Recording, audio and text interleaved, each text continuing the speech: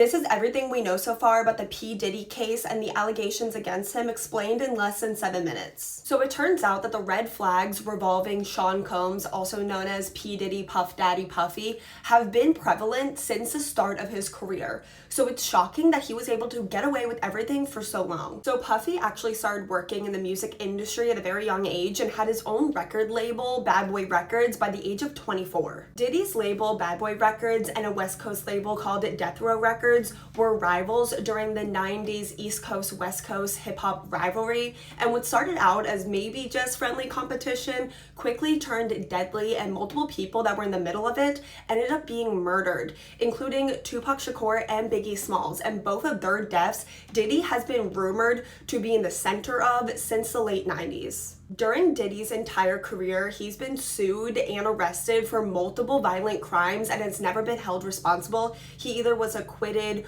or the charges were dropped or he was able to pay people off. In one of these incidents, 3 people were shot in a crowded nightclub, and P. Diddy and his then girlfriend J-Lo were both arrested for it, but neither of them ended up serving any time. Since everything has come out, people have really been side-eyeing J-Lo and also anyone that used to hang out with P. Diddy and go to his parties. I honestly would not be surprised if P. Diddy is offered a plea deal and half of Hollywood end up getting arrested. When Diddy was 38 years old, he signed a 19-year-old artist named Cassie Ventura to his record label Bad Boy Records, and he was obsessed with her from the beginning. Remember, he's 38 and she's only 19 years old, and he would not take no for an answer. The two of them did date for about a decade, but I would not say that this relationship was consensual. This was definitely a forced relationship. He was able to pretty much dangle her career and all of her dreams in her face if she would not comply and obey him. Diddy would also force Cassie to take substances against her will and would often SA her.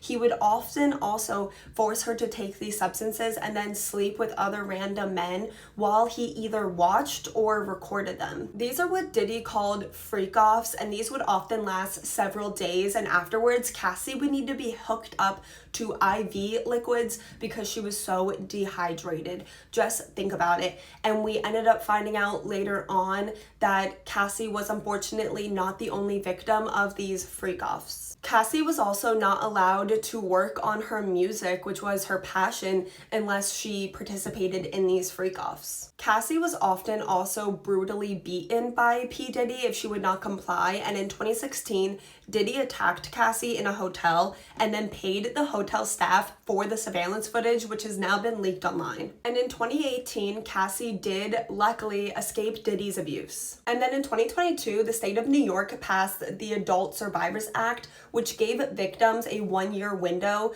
to hold their abusers accountable, even if the statute of limitations had already passed. And this was the same act that found presidential candidate Donald Trump liable in an essay that he committed in 1996. So in November of 2023, under this act, Cassie filed a lawsuit against Diddy, and this would be the beginning of the end. In this lawsuit, Cassie accused Diddy of physical and psychological abuse as well as SA, also that he used to force her to take substances against her will and then force her to engage in SA acts with other random men. Also accused Diddy of trying to kill multiple people, including an incident where Diddy held a woman by her ankles off a 24-story building. Following Cassie's lawsuit, 3 more victims of Diddy ended up filing their own lawsuits against Diddy, and these were underage people accusing him of SAing them and drugging them. And then, like I'm sure all of you guys know, in March of 2024, Homeland Security got a warrant to raid Diddy's homes in Miami and LA in an SA trafficking investigation. They ended up finding and taking with them a lot of evidence.